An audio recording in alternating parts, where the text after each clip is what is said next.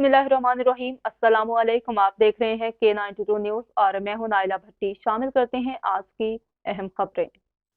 खबर शामिल करते हैं टंडू आदम से नुमाइंदा खालिद अहमद। सिटी रिपोर्टर के मुताबिक साबिक वज़ीर आज़म शहीद जुल्फ़िकार अली भुट्टो की 44वीं बरसी टंडू आदम में भी नहायत अकीदत और एहतराम के साथ मनाई गई। विफाकी वज़ीर शाज़िया मरी और सेनेटर मलिक इमामुद्दीन शौकीन की शिरकत। तफसीलात के मुताबिक मुल्क भर की तरह टंडू आदम में भी साबिक वज़ीर आज़म शहीद जुल्फ़िकार अली भुट्टो की 44वीं बरसी नहायत अकीदत और एहतराम से मनाई गई।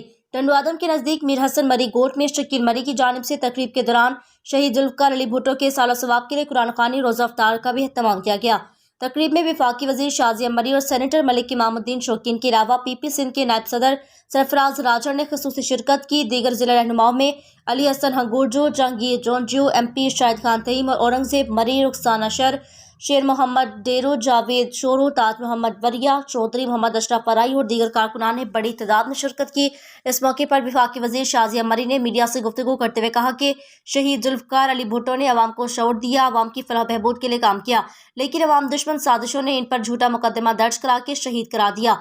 अवाम की इज़्ज़त और नफ्स और अवाम के हकूक़ के लिए अपने जान का नजराना पेश किया। 44 साल गुजरने के बावजूद वो आज भी लोगों के दिलों में जिंदा है। शहीद जुल्फ़िकार अली भुट्टो जैसे लीडर सदियों में पैदा होते हैं। भुट्टो खानदान ने जमहूरियत के लिए कुर्बानियाँ दी।